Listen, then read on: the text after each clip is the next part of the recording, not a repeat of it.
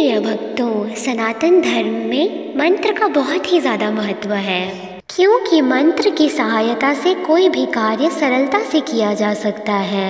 इसीलिए आज हम आपको श्री विघ्नहर्ता मंगलकर्ता गणेश का एक ऐसा मंत्र बताने जा रहे हैं जिसके मात्र 108 बार जाप करने से ही आप बहुत सारा धन प्राप्त कर सकते हैं। क्योंकि इस मंत्र में इतनी शक्ति है कि यह तुरंत धन आकर्षित करने लगता है, क्योंकि बड़े बड़े धनवान व्यक्ति इस मंत्र का जाप करते हैं जो हम आज आपको बताने जा रहे हैं। इस मंत्र का जाप करके आज करोड़ों की संपत्ति के मालिक बन बैठे हैं। अगर आप भी बहुत सारा धन कमाना चाहते हैं तो आज पूरी भक्ति, निष्ठा और श्रद्धा के साथ इस मंत्र को पूरा जाप या श्रवण अवश्य करिएगा। आपके सभी कष्ट दूर हो जाएंगे। आपके जीवन में पैसा ही पैसा आने लगेगा और सारे दुख कष्ट दूर होंगे। तो भक्तों, देर किस बात की, चलिए इस दिव्य और चमत्कारी मंत्र को शुरू करते हैं। मंत्र कुछ इस प्रकार है। ओम तत्पुरुषाय विद्महे वक्रतुंडाय धीमहि तन्नो दन्ति प्रचोदयात्।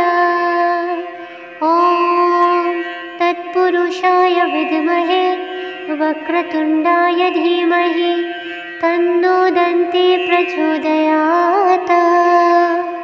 ओम तत्पुरुषाय विद्महे वक्रतुंडाय धीमहि तन्नो दन्ति प्रचोदयात्। ओम तत्पुरुषाय विद्महे वक्रतुंडाय धीमहि तन्नो दन्ति प्रचोदयात्। ओम तत्पुरुषाय विद्महे वक्रतुंडाय धीमहि तन्नो दन्ति प्रचोदयात्। ओम तत्पुरुषाय विद्महे वक्रतुंडाय धीमहि तन्नो दन्ति प्रचोदयात्। ओम तत्पुरुषाय विद्महे वक्रतुंडाय धीमहि तन्नो दन्ति प्रचोदयात्। ओम तत्पुरुषाय विद्महे वक्रतुंडाय धीमहि तन्नो दन्ति प्रचोदयात्। ओम तत्पुरुषाय विद्महे वक्रतुंडाय धीमहि तन्नो दन्ति प्रचोदयात्। ओम तत्पुरुषाय विद्महे वक्रतुंडाय धीमहि तन्नो दन्ति प्रचोदयात्। ओम तत्पुरुषाय विद्महे वक्रतुंडाय धीमहि तन्नो दन्ति प्रचोदयात्। ओम तत्पुरुषाय विद्महे वक्रतुंडाय धीमहि तन्नो दन्ति प्रचोदयात्। ओम तत्पुरुषाय विद्महे वक्रतुंडाय धीमहि तन्नो दन्ति प्रचोदयात्। ओम तत्पुरुषाय विद्महे वक्रतुंडाय धीमहि तन्नो दन्ति प्रचोदयात्। ओम तत्पुरुषाय विद्महे वक्रतुंडाय धीमहि तन्नो दन्ति प्रचोदयात्। ओम तत्पुरुषाय विद्महे वक्रतुंडाय धीमहि तन्नो दन्ति प्रचोदयात्। ओम तत्पुरुषाय विद्महे वक्रतुंडाय धीमहि तन्नो दन्ति प्रचोदयात्। ओम तत्पुरुषाय विद्महे वक्रतुंडाय धीमहि तन्नो दन्ति प्रचोदयात्। ओम तत्पुरुषाय विद्महे वक्रतुंडाय धीमहि तन्नो दन्ति प्रचोदयात्।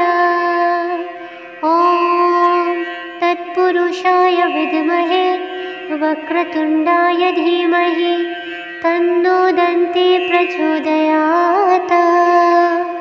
ॐ तत्पुरुषाय विद्महे वक्रतुण्डाय धीमहि तन्नो दन्ती प्रचोदयात्। ॐ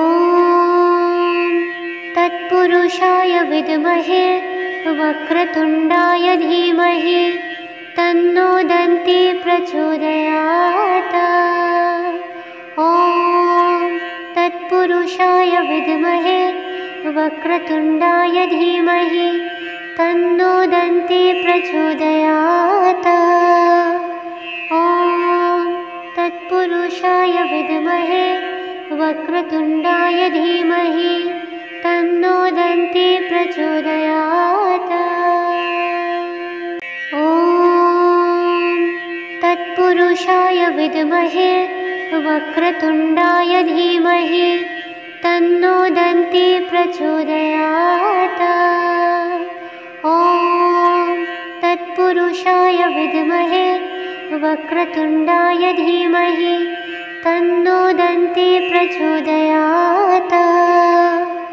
ॐ तत्पुरुषाय विद्महे वक्रतुण्डाय धीमहि तन्नो दन्ती प्रचोदयात्। ॐ तत्पुरुषाय विद्महे वक्रतुण्डाय धीमहि तन्नो दन्ती प्रचोदयात्। ॐ तत्पुरुषाय विद्महे वक्रतुण्डाय धीमहि तन्नो दन्ती प्रचोदयात्। ॐ तत्पुरुषाय विद्महे वक्रतुण्डाय धीमहि तन्नो दन्ती प्रचोदयात्। ॐ तत्पुरुषाय विद्महे वक्रतुण्डाय धीमहि तन्नो दन्ती प्रचोदयात्। ॐ तत्पुरुषाय विद्महे वक्रतुण्डाय धीमहि तन्नो दन्ती प्रचोदयात्। ॐ तत्पुरुषाय विद्महे वक्रतुण्डाय धीमहि तन्नो दन्ती प्रचोदयात्। ॐ तत्पुरुषाय विद्महे वक्रतुण्डाय धीमहि तन्नो दन्ती प्रचोदयात्। ॐ तत्पुरुषाय विद्महे वक्रतुण्डाय धीमहि तन्नो दन्ती प्रचोदयात्। ॐ तत्पुरुषाय विद्महे वक्रतुण्डाय धीमहि तन्नो दन्ती प्रचोदयात्। ॐ तत्पुरुषाय विद्महे वक्रतुण्डाय धीमहि तन्नो दन्ती प्रचोदयात्। ॐ तत्पुरुषाय विद्महे वक्रतुण्डाय धीमहि तन्नो दन्ती प्रचोदयात्। ॐ तत्पुरुषाय विद्महे वक्रतुण्डाय धीमहि तन्नो दन्ती प्रचोदयात्। ॐ तत्पुरुषाय विद्महे वक्रतुण्डाय धीमहि तन्नो दन्ती प्रचोदयात्।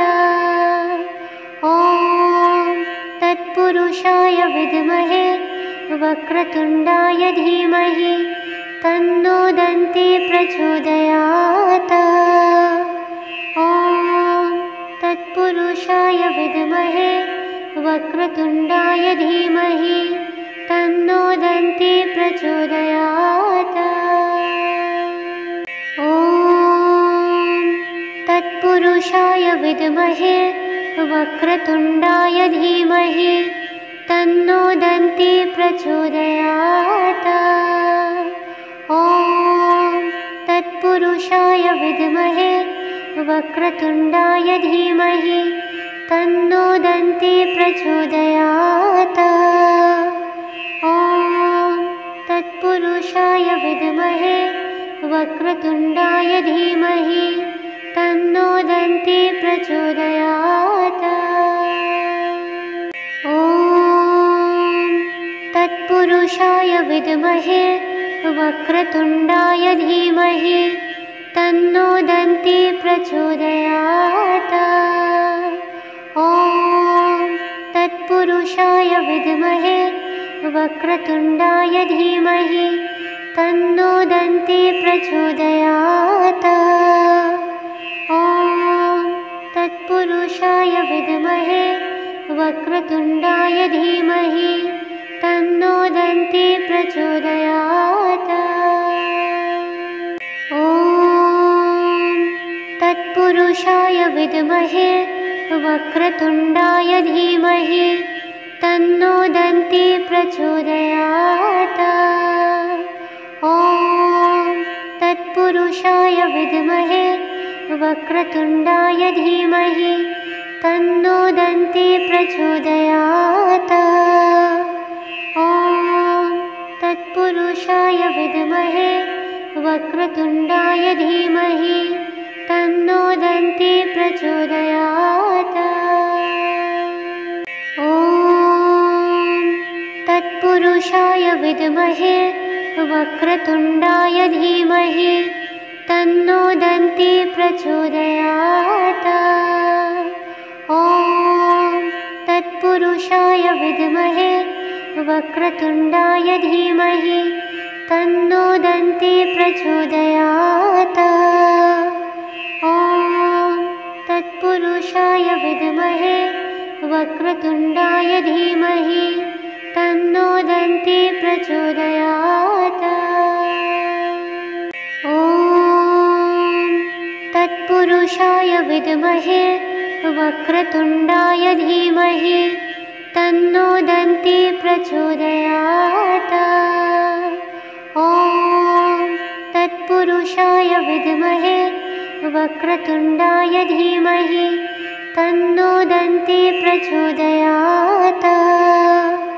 ॐ तत्पुरुषाय विद्महे वक्रतुण्डाय धीमहि तन्नो दन्ती प्रचोदयात्। ॐ तत्पुरुषाय विद्महे वक्रतुण्डाय धीमहि तन्नो दन्ती प्रचोदयात्। ॐ तत्पुरुषाय विद्महे वक्रतुण्डाय धीमहि तन्नो दन्ती प्रचोदयात्। ॐ तत्पुरुषाय विद्महे वक्रतुण्डाय धीमहि तन्नो दन्ती प्रचोदयात्। ॐ तत्पुरुषाय विद्महे वक्रतुण्डाय धीमहि तन्नो दन्ती प्रचोदयात्। ॐ तत्पुरुषाय विद्महे वक्रतुण्डाय धीमहि तन्नो दन्ती प्रचोदयात्। ॐ तत्पुरुषाय विद्महे वक्रतुण्डाय धीमहि तन्नो दन्ती प्रचोदयात्। ॐ तत्पुरुषाय विद्महे वक्रतुण्डाय धीमहि तन्नो दन्ती प्रचोदयात्। ॐ तत्पुरुषाय विद्महे वक्रतुण्डाय धीमहि तन्नो दन्ती प्रचोदयात्। ॐ तत्पुरुषाय विद्महे वक्रतुण्डाय धीमहि तन्नो दन्ती प्रचोदयात्। ॐ तत्पुरुषाय विद्महे वक्रतुण्डाय धीमहि तन्नो दन्ती प्रचोदयात्। ॐ तत्पुरुषाय विद्महे वक्रतुण्डाय धीमहि तन्नो दन्ती प्रचोदयात्। ॐ तत्पुरुषाय विद्महे वक्रतुण्डाय धीमहि तन्नो दन्ती प्रचोदयात्। ॐ तत्पुरुषाय विद्महे वक्रतुण्डाय धीमहि तन्नो दन्ती प्रचोदयात्। ॐ तत्पुरुषाय विद्महे वक्रतुण्डाय धीमहि तन्नो दन्ती प्रचोदयात्। ॐ तत्पुरुषाय विद्महे वक्रतुण्डाय धीमहि तन्नो दन्ती प्रचोदयात्। ॐ तत्पुरुषाय विद्महे वक्रतुण्डाय धीमहि तन्नो दन्ती प्रचोदयात्। ॐ तत्पुरुषाय विद्महे वक्रतुण्डाय धीमहि तन्नो दन्ती प्रचोदयात्। ॐ तत्पुरुषाय विद्महे वक्रतुण्डाय धीमहि तन्नो दन्ती प्रचोदयात्। ॐ तत्पुरुषाय विद्महे वक्रतुण्डाय धीमहि तन्नो दन्ती प्रचोदयात्। ॐ तत्पुरुषाय विद्महे वक्रतुण्डाय धीमहि तन्नो दन्ती प्रचोदयात्। ॐ तत्पुरुषाय विद्महे वक्रतुण्डाय धीमहि तन्नो दन्ती प्रचोदयात्। ॐ तत्पुरुषाय विद्महे वक्रतुण्डाय धीमहि तन्नो दन्ती प्रचोदयात्। ॐ तत्पुरुषाय विद्महे वक्रतुण्डाय धीमहि तन्नो दन्ती प्रचोदयात्। ॐ तत्पुरुषाय विद्महे वक्रतुण्डाय धीमहि तन्नो दन्ती प्रचोदयात्। ॐ तत्पुरुषाय विद्महे वक्रतुण्डाय धीमहि तन्नो दन्ती प्रचोदयात्। ॐ तत्पुरुषाय विद्महे वक्रतुण्डाय धीमहि तन्नो दन्ती प्रचोदयात्। ॐ तत्पुरुषाय विद्महे वक्रतुण्डाय धीमहि तन्नो दन्ती प्रचोदयात्। ॐ तत्पुरुषाय विद्महे वक्रतुण्डाय धीमहि तन्नो दन्ती प्रचोदयात्। ॐ तत्पुरुषाय विद्महे वक्रतुण्डाय धीमहि तन्नो दन्ती प्रचोदयात्। ॐ तत्पुरुषाय विद्महे वक्रतुण्डाय धीमहि तन्नो दन्ती प्रचोदयात्। ॐ तत्पुरुषाय विद्महे वक्रतुण्डाय धीमहि तन्नो दन्ती प्रचोदयात्। ॐ तत्पुरुषाय विद्महे वक्रतुण्डाय धीमहि तन्नो दन्ती प्रचोदयात्। ॐ तत्पुरुषाय विद्महे वक्रतुण्डाय धीमहि तन्नो दन्ती प्रचोदयात्। ॐ तत्पुरुषाय विद्महे वक्रतुण्डाय धीमहि तन्नो दन्ती प्रचोदयात्। ॐ तत्पुरुषाय विद्महे वक्रतुण्डाय धीमहि तन्नो दन्ती प्रचोदयात्।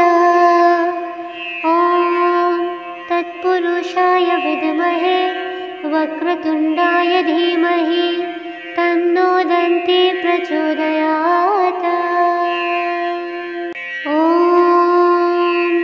तत्पुरुषाय विद्महे वक्रतुण्डाय धीमहि तन्नो दन्ती प्रचोदयात्।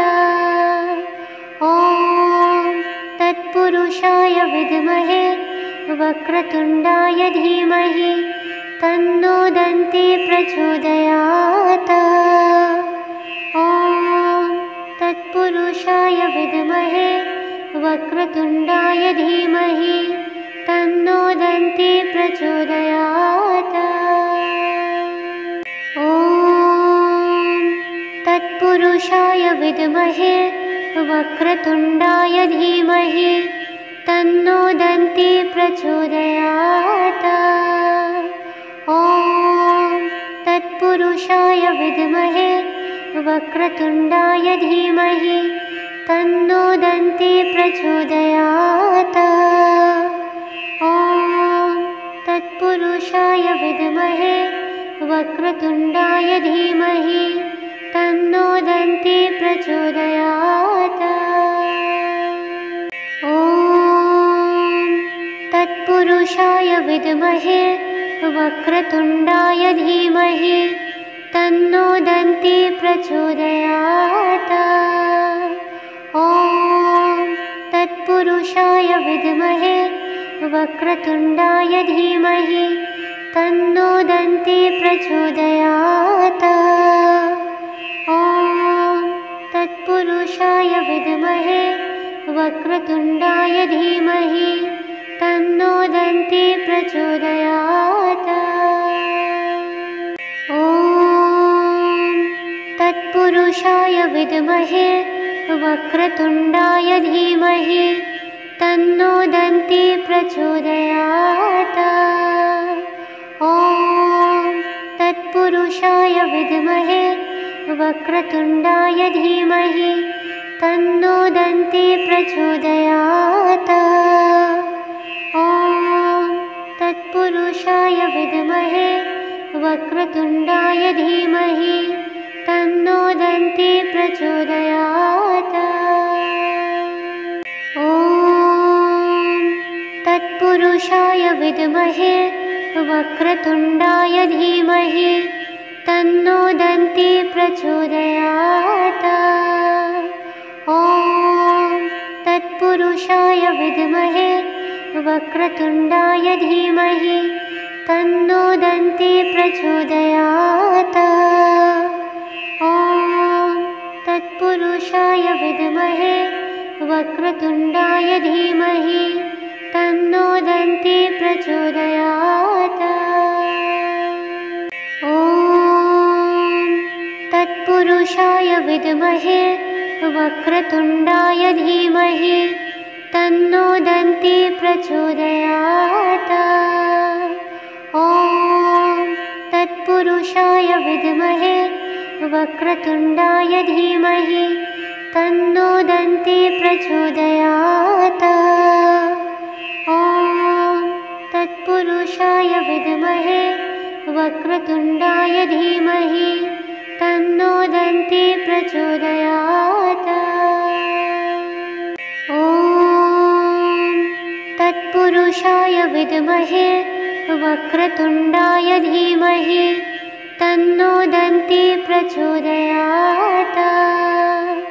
ॐ तत्पुरुषाय विद्महे वक्रतुण्डाय धीमहि तन्नो दन्ती प्रचोदयात्।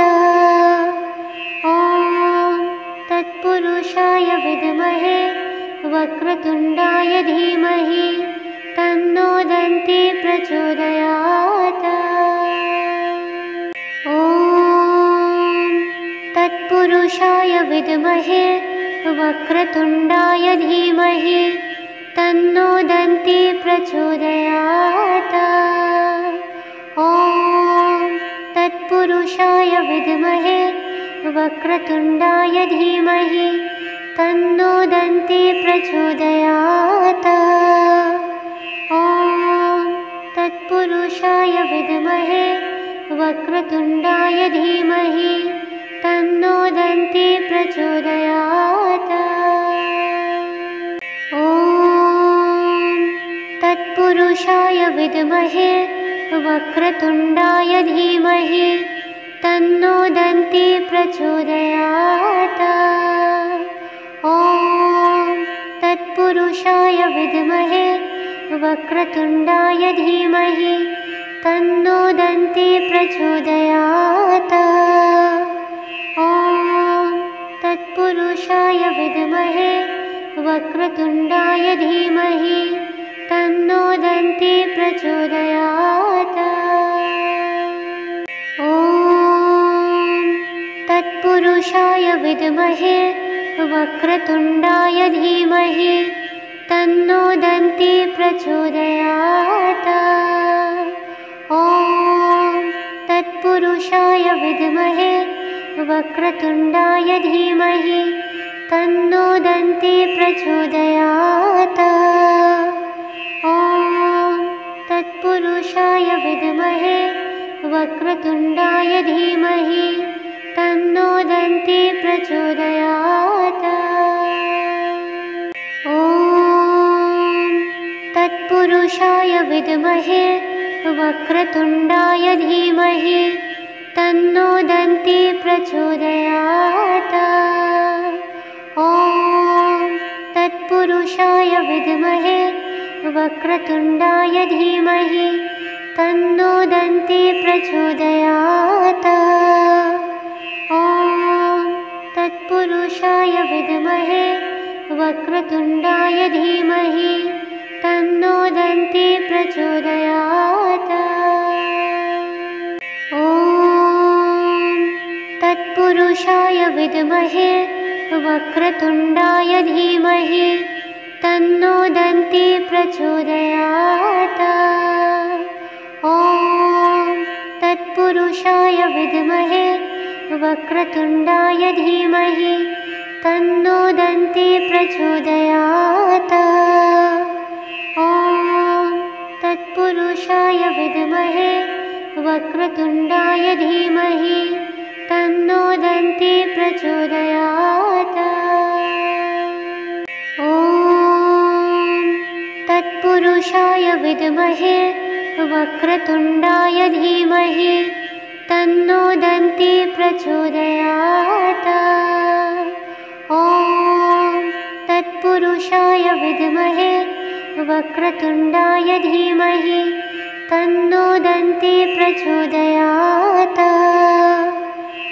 ॐ तत्पुरुषाय विद्महे वक्रतुण्डाय धीमहि तन्नो दन्ती प्रचोदयात्। ॐ तत्पुरुषाय विद्महे वक्रतुण्डाय धीमहि तन्नो दन्ती प्रचोदयात्। ॐ तत्पुरुषाय विद्महे वक्रतुण्डाय धीमहि तन्नो दन्ती प्रचोदयात्। ॐ तत्पुरुषाय विद्महे वक्रतुण्डाय धीमहि तन्नो दन्ती प्रचोदयात्। ॐ तत्पुरुषाय विद्महे वक्रतुण्डाय धीमहि तन्नो दन्ती प्रचोदयात्। ॐ तत्पुरुषाय विद्महे वक्रतुण्डाय धीमहि तन्नो दन्ती प्रचोदयात्। ॐ तत्पुरुषाय विद्महे वक्रतुण्डाय धीमहि तन्नो दन्ती प्रचोदयात्। ॐ तत्पुरुषाय विद्महे वक्रतुण्डाय धीमहि तन्नो दन्ती प्रचोदयात्। ॐ तत्पुरुषाय विद्महे वक्रतुण्डाय धीमहि तन्नो दन्ती प्रचोदयात्। ॐ तत्पुरुषाय विद्महे वक्रतुण्डाय धीमहि तन्नो दन्ती प्रचोदयात्। ॐ तत्पुरुषाय विद्महे वक्रतुण्डाय धीमहि तन्नो दन्ती प्रचोदयात्। ॐ तत्पुरुषाय विद्महे वक्रतुण्डाय धीमहि तन्नो दन्ती प्रचोदयात्। ॐ तत्पुरुषाय विद्महे वक्रतुण्डाय धीमहि तन्नो दन्ती प्रचोदयात्। ॐ तत्पुरुषाय विद्महे वक्रतुण्डाय धीमहि तन्नो दन्ती प्रचोदयात्। ॐ तत्पुरुषाय विद्महे वक्रतुण्डाय धीमहि तन्नो दन्ती प्रचोदयात्। ॐ तत्पुरुषाय विद्महे वक्रतुण्डाय धीमहि तन्नो दन्ती प्रचोदयात्। ॐ तत्पुरुषाय विद्महे वक्रतुण्डाय धीमहि तन्नो दन्ती प्रचोदयात्। ॐ तत्पुरुषाय विद्महे वक्रतुण्डाय धीमहि तन्नो दन्ती प्रचोदयात्। ॐ तत्पुरुषाय विद्महे वक्रतुण्डाय धीमहि तन्नो दन्ती प्रचोदयात्। ॐ तत्पुरुषाय विद्महे वक्रतुण्डाय धीमहि तन्नो दन्ती प्रचोदयात्। ॐ तत्पुरुषाय विद्महे वक्रतुण्डाय धीमहि तन्नो दन्ती प्रचोदयात्। ॐ तत्पुरुषाय विद्महे वक्रतुण्डाय धीमहि तन्नो दन्ती प्रचोदयात्। ॐ तत्पुरुषाय विद्महे वक्रतुण्डाय धीमहि तन्नो दन्ती प्रचोदयात्। ॐ तत्पुरुषाय विद्महे वक्रतुण्डाय धीमहि तन्नो दन्ती प्रचोदयात्। ॐ तत्पुरुषाय विद्महे वक्रतुण्डाय धीमहि तन्नो दन्ती प्रचोदयात्। ॐ तत्पुरुषाय विद्महे वक्रतुण्डाय धीमहि तन्नो दन्ती प्रचोदयात्।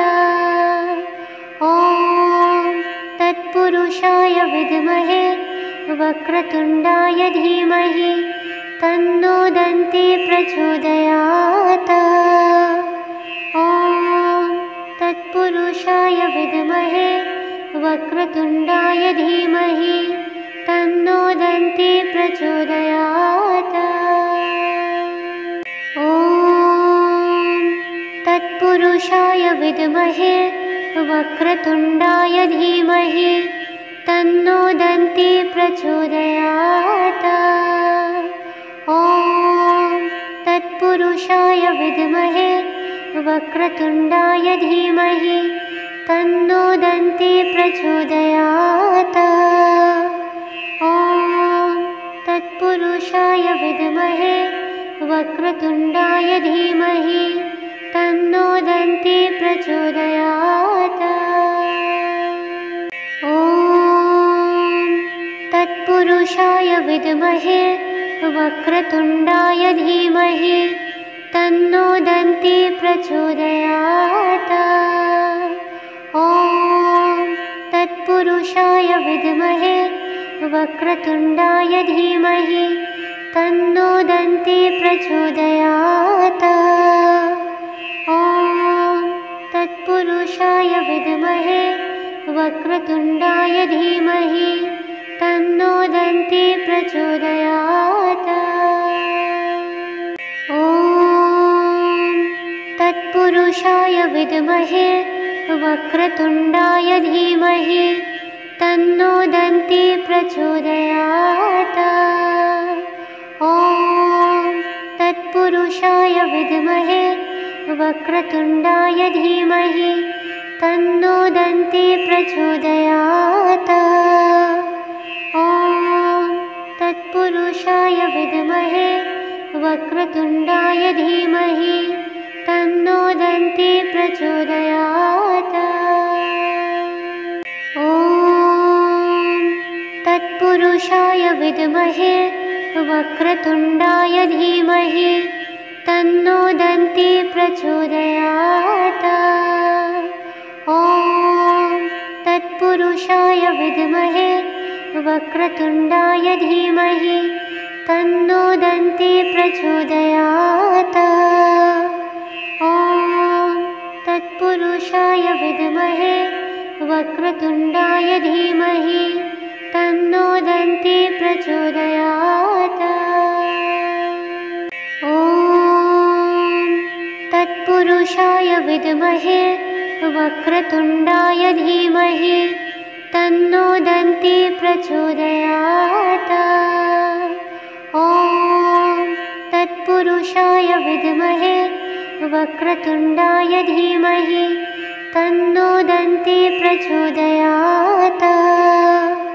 ॐ तत्पुरुषाय विद्महे वक्रतुण्डाय धीमहि तन्नो दन्ती प्रचोदयात्। ॐ तत्पुरुषाय विद्महे वक्रतुण्डाय धीमहि तन्नो दन्ती प्रचोदयात्। ॐ तत्पुरुषाय विद्महे वक्रतुण्डाय धीमहि तन्नो दन्ती प्रचोदयात्। ॐ तत्पुरुषाय विद्महे वक्रतुण्डाय धीमहि तन्नो दन्ती प्रचोदयात्। ॐ तत्पुरुषाय विद्महे वक्रतुण्डाय धीमहि तन्नो दन्ती प्रचोदयात्। ॐ तत्पुरुषाय विद्महे वक्रतुण्डाय धीमहि तन्नो दन्ती प्रचोदयात्। ॐ तत्पुरुषाय विद्महे वक्रतुण्डाय धीमहि तन्नो दन्ती प्रचोदयात्। ॐ तत्पुरुषाय विद्महे वक्रतुण्डाय धीमहि तन्नो दन्ती प्रचोदयात्। ॐ तत्पुरुषाय विद्महे वक्रतुण्डाय धीमहि तन्नो दन्ती प्रचोदयात्। ॐ तत्पुरुषाय विद्महे वक्रतुण्डाय धीमहि तन्नो दन्ती प्रचोदयात्। ॐ तत्पुरुषाय विद्महे वक्रतुण्डाय धीमहि तन्नो दन्ती प्रचोदयात्। ॐ तत्पुरुषाय विद्महे वक्रतुण्डाय धीमहि तन्नो दन्ती प्रचोदयात्। ॐ तत्पुरुषाय विद्महे वक्रतुण्डाय धीमहि तन्नो दन्ती प्रचोदयात्। ॐ तत्पुरुषाय विद्महे वक्रतुण्डाय धीमहि तन्नो दन्ती प्रचोदयात्। ॐ तत्पुरुषाय विद्महे वक्रतुण्डाय धीमहि तन्नो दन्ती प्रचोदयात्। ॐ तत्पुरुषाय विद्महे वक्रतुण्डाय धीमहि तन्नो दन्ती प्रचोदयात्। ॐ तत्पुरुषाय विद्महे वक्रतुण्डाय धीमहि तन्नो दन्ती प्रचोदयात्। ॐ तत्पुरुषाय विद्महे वक्रतुण्डाय धीमहि तन्नो दन्ती प्रचोदयात्। ॐ तत्पुरुषाय विद्महे वक्रतुण्डाय धीमहि तन्नो दन्ती प्रचोदयात्। ॐ तत्पुरुषाय विद्महे वक्रतुण्डाय धीमहि तन्नो दन्ती प्रचोदयात्। ॐ तत्पुरुषाय विद्महे वक्रतुण्डाय धीमहि तन्नो दन्ती प्रचोदयात्। ॐ तत्पुरुषाय विद्महे वक्रतुण्डाय धीमहि तन्नो दन्ती प्रचोदयात्। ॐ तत्पुरुषाय विद्महे वक्रतुण्डाय धीमहि तन्नो दन्ती प्रचोदयात्। ॐ तत्पुरुषाय विद्महे वक्रतुण्डाय धीमहि तन्नो दन्ती प्रचोदयात्।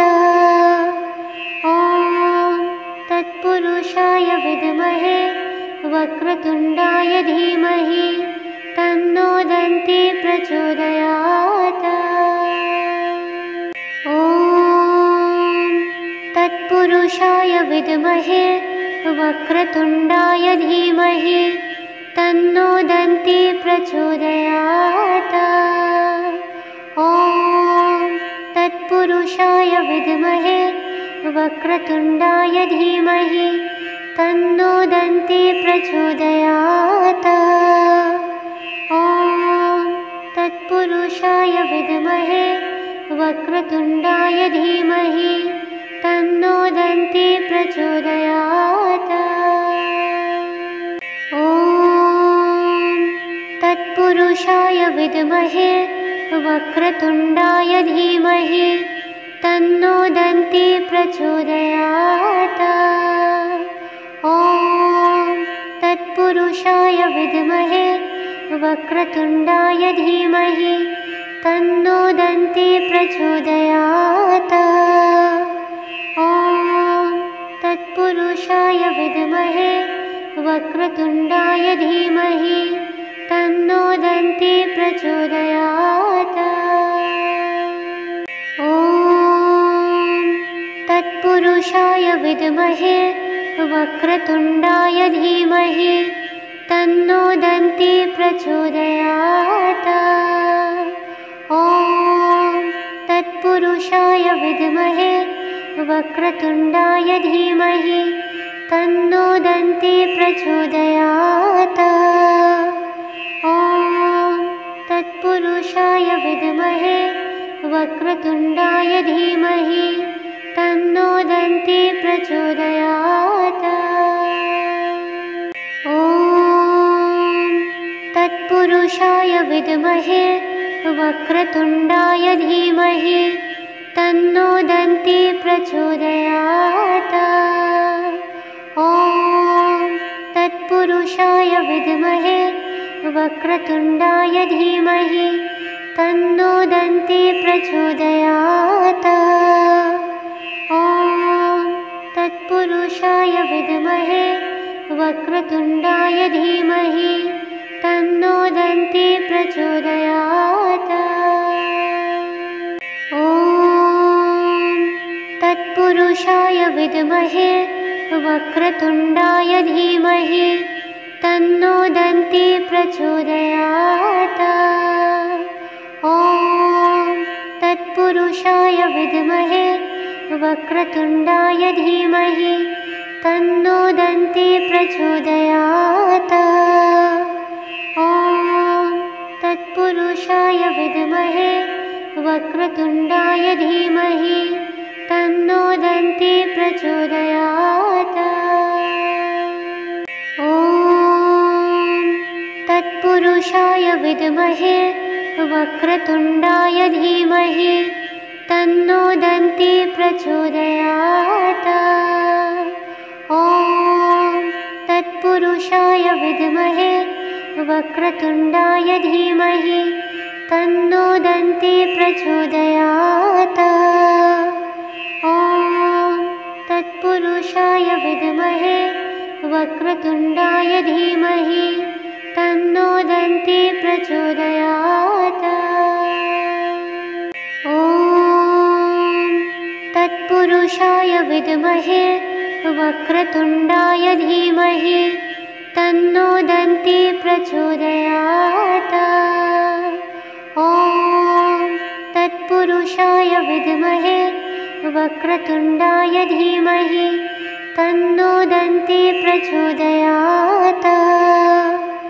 ॐ तत्पुरुषाय विद्महे वक्रतुण्डाय धीमहि तन्नो दन्ती प्रचोदयात्।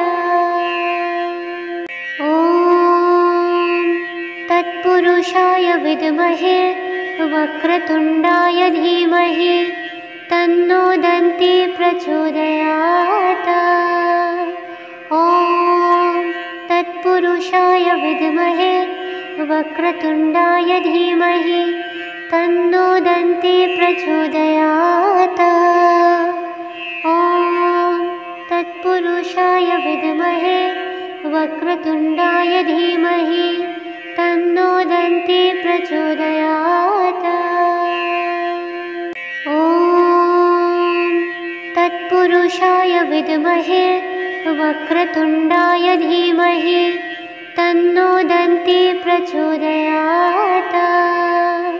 ॐ तत्पुरुषाय विद्महे वक्रतुण्डाय धीमहि तन्नो दन्ती प्रचोदयात्। ॐ तत्पुरुषाय विद्महे वक्रतुण्डाय धीमहि तन्नो दन्ती प्रचोदयात्। ॐ तत्पुरुषाय विद्महे वक्रतुण्डाय धीमहि तन्नो दन्ती प्रचोदयात्।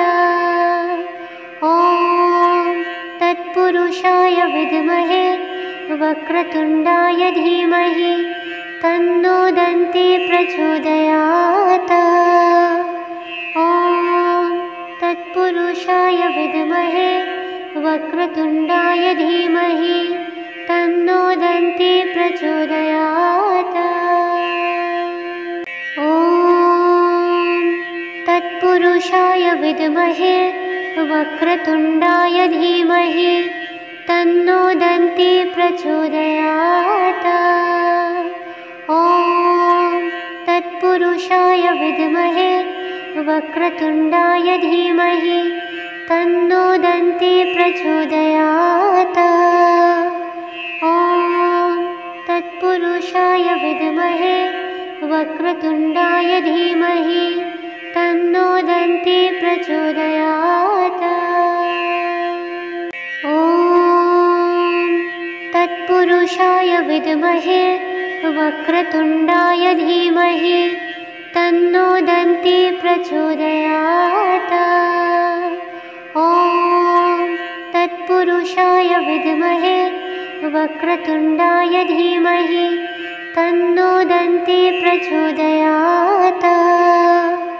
ॐ तत्पुरुषाय विद्महे वक्रतुण्डाय धीमहि तन्नो दन्ती प्रचोदयात्। ॐ तत्पुरुषाय विद्महे वक्रतुण्डाय धीमहि तन्नो दन्ती प्रचोदयात्। ॐ तत्पुरुषाय विद्महे वक्रतुण्डाय धीमहि तन्नो दन्ती प्रचोदयात्। ॐ तत्पुरुषाय विद्महे वक्रतुण्डाय धीमहि तन्नो दन्ती प्रचोदयात्। ॐ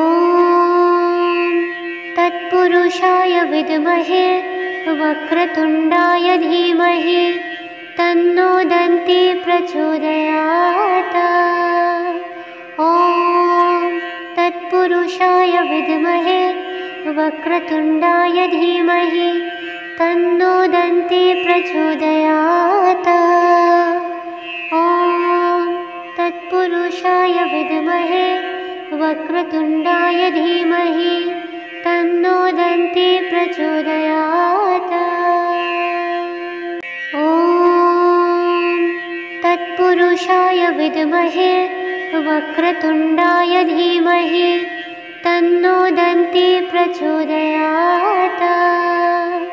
ॐ तत्पुरुषाय विद्महे वक्रतुण्डाय धीमहि तन्नो दन्ती प्रचोदयात्।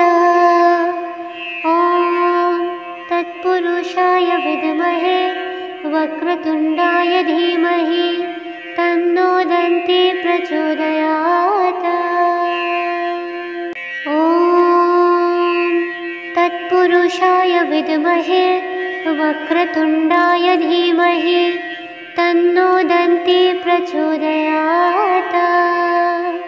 ॐ तत्पुरुषाय विद्महे वक्रतुण्डाय धीमहि तन्नो दन्ती प्रचोदयात्। ॐ तत्पुरुषाय विद्महे वक्रतुण्डाय धीमहि तन्नो दन्ती प्रचोदयात्। ॐ तत्पुरुषाय विद्महे वक्रतुण्डाय धीमहि तन्नो दन्ती प्रचोदयात्। ॐ तत्पुरुषाय विद्महे वक्रतुण्डाय धीमहि तन्नो दन्ती प्रचोदयात्। ॐ तत्पुरुषाय विद्महे वक्रतुण्डाय धीमहि तन्नो दन्ती प्रचोदयात्। ॐ तत्पुरुषाय विद्महे वक्रतुण्डाय धीमहि तन्नो दन्ती प्रचोदयात्। ॐ तत्पुरुषाय विद्महे वक्रतुण्डाय धीमहि तन्नो दन्ती प्रचोदयात्। ॐ तत्पुरुषाय विद्महे वक्रतुण्डाय धीमहि तन्नो दन्ती प्रचोदयात्। ॐ तत्पुरुषाय विद्महे वक्रतुण्डाय धीमहि तन्नो दन्ती प्रचोदयात्। ॐ तत्पुरुषाय विद्महे वक्रतुण्डाय धीमहि तन्नो दन्ती प्रचोदयात्। ॐ तत्पुरुषाय विद्महे वक्रतुण्डाय धीमहि तन्नो दन्ती प्रचोदयात्। ॐ तत्पुरुषाय विद्महे वक्रतुण्डाय धीमहि तन्नो दन्ती प्रचोदयात्। ॐ तत्पुरुषाय विद्महे वक्रतुण्डाय धीमहि तन्नो दन्ती प्रचोदयात्। ॐ तत्पुरुषाय विद्महे वक्रतुण्डाय धीमहि तन्नो दन्ती प्रचोदयात्। ॐ तत्पुरुषाय विद्महे वक्रतुण्डाय धीमहि तन्नो दन्ती प्रचोदयात्। ॐ तत्पुरुषाय विद्महे वक्रतुण्डाय धीमहि तन्नो दन्ती प्रचोदयात्। ॐ तत्पुरुषाय विद्महे वक्रतुण्डाय धीमहि तन्नो दन्ती प्रचोदयात्। ॐ तत्पुरुषाय विद्महे वक्रतुण्डाय धीमहि तन्नो दन्ती प्रचोदयात्। ॐ तत्पुरुषाय विद्महे वक्रतुण्डाय धीमहि तन्नो दन्ती प्रचोदयात्। ॐ तत्पुरुषाय विद्महे वक्रतुण्डाय धीमहि तन्नो दन्ती प्रचोदयात्। ॐ तत्पुरुषाय विद्महे वक्रतुण्डाय धीमहि तन्नो दन्ती प्रचोदयात्। ॐ तत्पुरुषाय विद्महे वक्रतुण्डाय धीमहि तन्नो दन्ती प्रचोदयात्। ॐ तत्पुरुषाय विद्महे वक्रतुण्डाय धीमहि तन्नो दन्ती प्रचोदयात्। ॐ तत्पुरुषाय विद्महे वक्रतुण्डाय धीमहि तन्नो दन्ती प्रचोदयात्।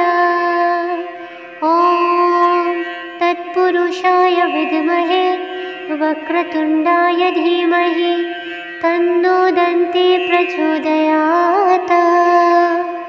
ॐ तत्पुरुषाय विद्महे वक्रतुण्डाय धीमहि तन्नो दन्ती प्रचोदयात्। ॐ तत्पुरुषाय विद्महे वक्रतुण्डाय धीमहि तन्नो दन्ती प्रचोदयात्। ॐ तत्पुरुषाय विद्महे वक्रतुण्डाय धीमहि तन्नो दन्ती प्रचोदयात्।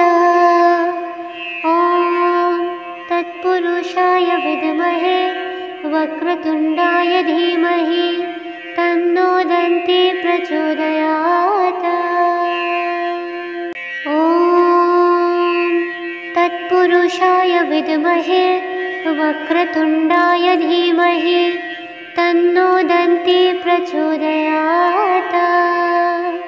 ॐ तत्पुरुषाय विद्महे वक्रतुण्डाय धीमहि तन्नो दन्ती प्रचोदयात्।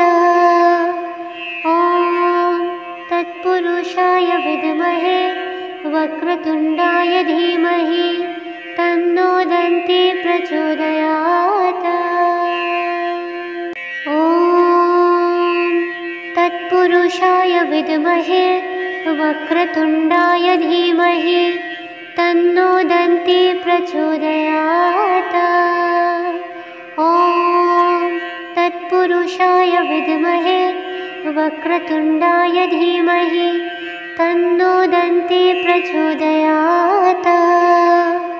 ॐ तत्पुरुषाय विद्महे वक्रतुण्डाय धीमहि तन्नो दन्ती प्रचोदयात्। ॐ तत्पुरुषाय विद्महे वक्रतुण्डाय धीमहि तन्नो दन्ती प्रचोदयात्। ॐ तत्पुरुषाय विद्महे वक्रतुण्डाय धीमहि तन्नो दन्ती प्रचोदयात्। ॐ तत्पुरुषाय विद्महे वक्रतुण्डाय धीमहि तन्नो दन्ती प्रचोदयात्। ॐ तत्पुरुषाय विद्महे वक्रतुण्डाय धीमहि तन्नो दन्ती प्रचोदयात्। ॐ तत्पुरुषाय विद्महे वक्रतुण्डाय धीमहि तन्नो दन्ती प्रचोदयात्। ॐ तत्पुरुषाय विद्महे वक्रतुण्डाय धीमहि तन्नो दन्ती प्रचोदयात्।